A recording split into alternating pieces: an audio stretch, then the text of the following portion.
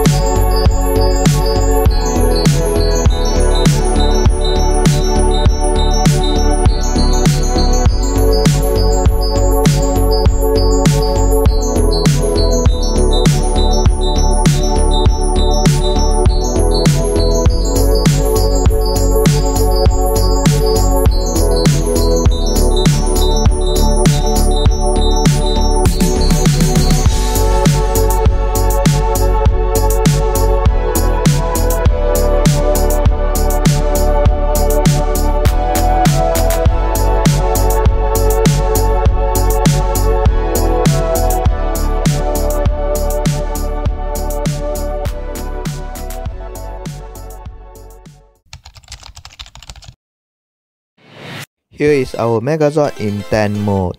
The appearance on this figure is good. They actually did a very good job on the appearance. However, I totally not enjoy on the Zord combination process. Some of the joints are super tight, especially the knee joint on the T-Rex.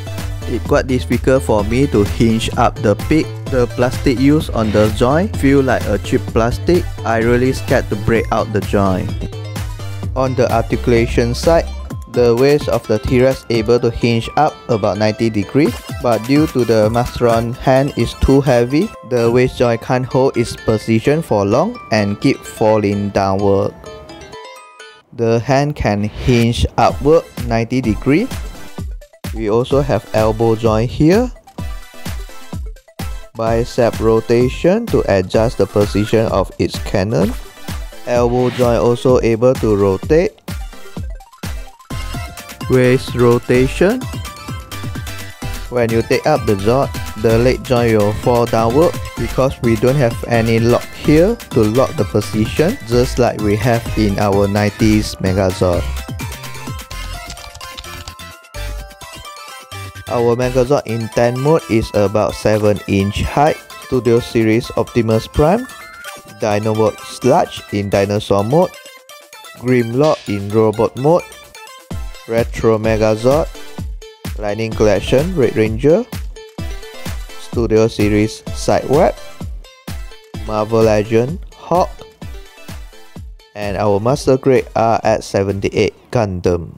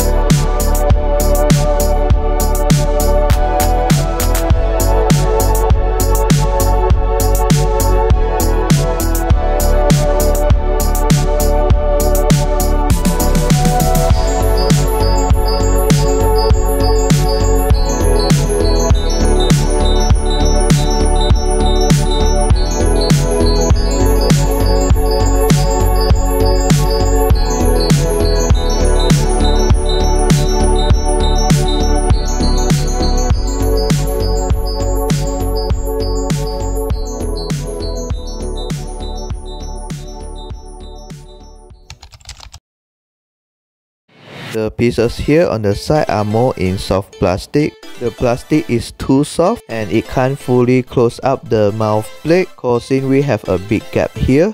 Maybe it's because the soft plastic already out of shape when it's kept inside the T-Rex head. The paint job on the rubber plastic also looks bad. I'm very disappointed on the Megazord head. With this premium price tag, they should done it better. We have special hidden feature on the Megazord head. They also not mention this special feature in their instruction manual. After you remove the eyes and the mouth plate, they have this Power Ranger printing, which the Rangers are inside the cockpit under the Megazord eyes. I love this hexagon star design on the chest. It gives us more modern look of our Megazord. If you view from above, the T-Rex hands are so obvious. It will be nice if they're able to find out a way to cover up the hand. I love the design on its shoulder plate, the translucent yellow and red plastic on top of silver surface. It looks like we have LED panel inside the shoulder plate. However, this causes inconsistency with the yellow line on the hand. If you view from the side, the body looks a bit empty because we have a big gap here and the T-Rex hand also so obvious. The paint job and the design here is different with the shoulder plate at the front. They just paint out the details instead of using translucent plastic. We have a cut here on the T-Rex tail, although it's not looks good, but it gives us waist articulation on our Megazord. We have obvious screw here. I really hope they can find a way to hide the screw instead of just let it there. Please be careful when you try to detach the T-Rex tail from the Mastodon body. It's very tight. I think it will break if I continuously transform my Megazord. Some sort of revert or mechanical details sculpted on the tight area. The silver paint job here looks good. When you transform in your Megazord, remember to push outward the tight area here. Our Megazord able to stand better and more stable if you do so. Not sure it's because I not transformed properly. The T-Rex feet looks a bit protruding. When we swivel the tight area, the feet will obstruct by the T-Rex tail. I don't have much complaint on the appearance of our Megazord leg. It actually looks good. This extra cover here from Ascension did help our Megazord stand better. It gives some flat surface on the Megazord leg. If you look closer, they even scope out the details here. The details on this figure actually very good. Rotation on the Megazord head. Side to side pivot. Slightly look up, as well as slightly look down. We have another hinge joint here, and we're able to hinge forward its cannon. I think this is a good additional feature. At least we can position our Megazord shooting the cannon. Our Megazord can slightly crouch forward. If you hinge up the pterodactyl's abs here, our Megazord can further hinge forward. Waist rotation. It will a bit obstructed by the pterodactyl body, but you're still able to swivel his waist to the right or to the left. The hand can hinge outward 90 degrees. Hinge joint on the shoulder armor can hinge up and down. Full rotation on its hand. Bicep swivel. Swivel on the elbow joint. The joint able to bend forward 90 degrees. Wrist rotation, no problem. The Megazord leg can split outward that much. I think it's pretty good. Forward kick can reach 90 degrees. Knee joint here, the knee can hinge about 90 degrees. Slightly side to side pivot on the saber-tooth tiger head, as well as on the triceratops.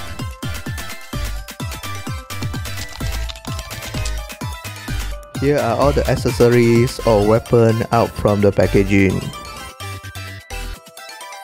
We have a long sheet of instruction manual. The manual mainly teach you how to combine 5 individual Zord into our Megazord. A pair of Megazord open hand. The hand is more in soft plastic. I'm glad they give us different type of hand so that we have more option to display our Megazord. A pair of closed fists, mainly for us to hold the power saw. Our Megazord power saw. The blade is painted in this chrome silver with some gold paint here on top of the details. I'm not a big fan of this chrome finish. It looks a bit too plastic to me. 2 gun cannon that attach on the Megazord backpack, as well as used in Megazord 10 mode. The cannon is molded in this silver plastic, and we have the obvious molding line on the cannon. This Megazord also comes with this 1/144 scales Power Rangers figures. The ideas is good, but they don't have the skill to scope up the details on the figure in this small size. All the details here are very blurred. Initially, I planned to paint out all the details on these Power Rangers figures, but now I give out because I totally can't see the details on the figure. Our Megazord is about 12-inch height. Studio Series, Sludge, Grimrock in Robot Mode, Retro Star Megazord, Lightning Collection, Red Ranger, Deadpool, Studio Series Sideward, Marvel Legend Hawk, ZD Toys 1/5 scale Iron Man Mark III, and last but not least, our Master Grade RX-78 Gundam.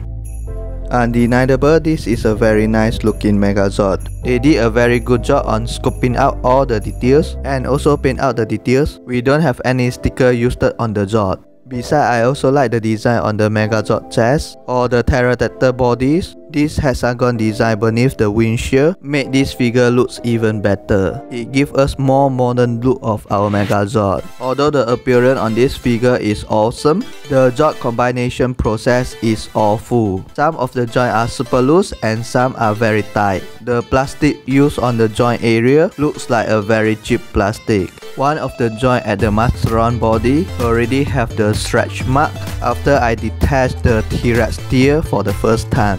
The pit definitely will break if I continuously attach and detach the tear. I just feel like I playing a bootleg figure. Even my 90s Megazord have better joint compared with this.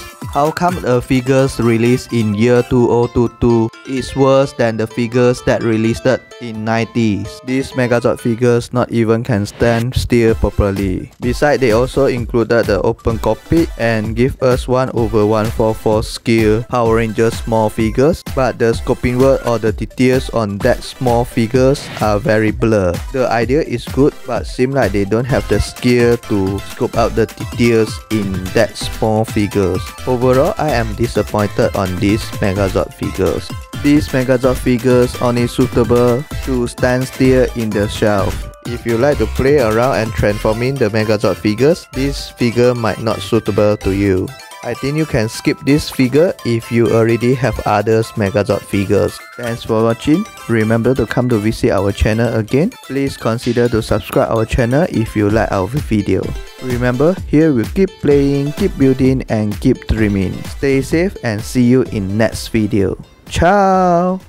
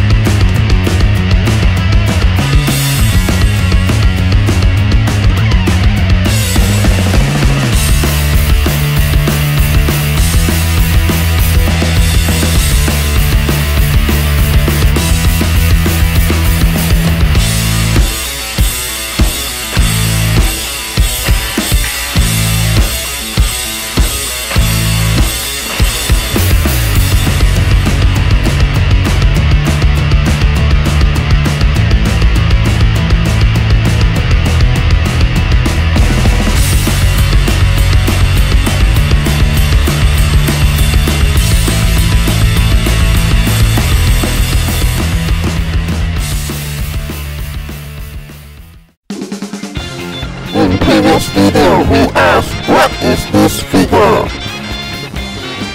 I am ready to pair.